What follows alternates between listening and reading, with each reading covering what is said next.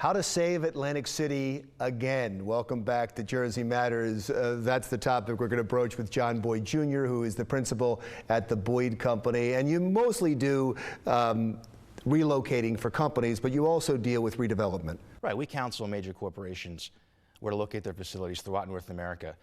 But over the years, we provided development counsel to a number of markets, cities and states around the country.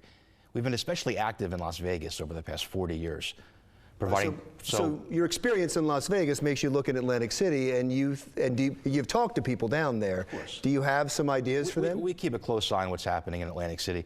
The short answer, look, Atlantic City needs to diversify its economy. It needs to have a credible industry attraction program the way that Las Vegas did. And so you start thinking about what are some timely, opportunistic target industries for Atlantic City. The customer service center comes to mind as a very strong target. Why is that the case?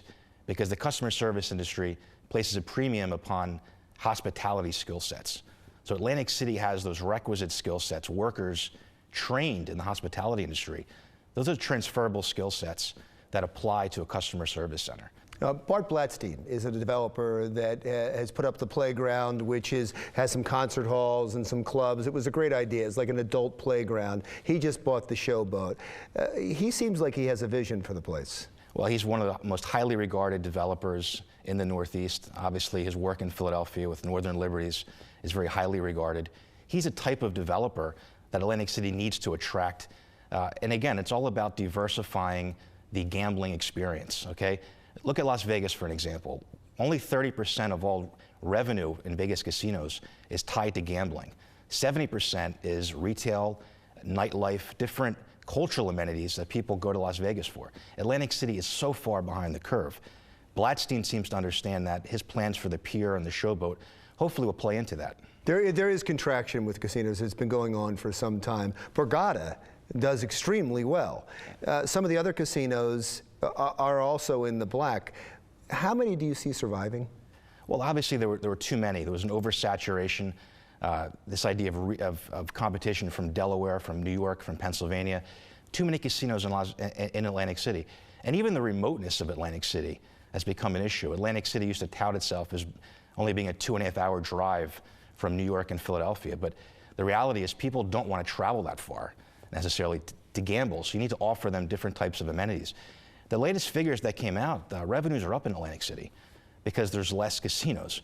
So that's a positive. The trick now, the strategy now needs to be attract private private development, diversify the economy, and offer the types of high-end retail and cultural amenities, nightlife, that millennials want. The battle for market share in the casino industry today is for millennials.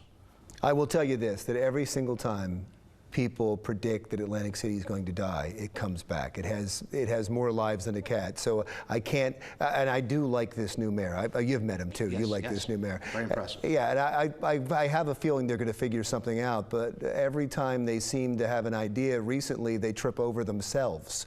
And can they go forward if they have Glenn Straub involved? I think so. We'll see how that plays out. I mean, he's a potential client. What am I saying? You're not going to put him down. I think the Revel would make a premier head office location, actually.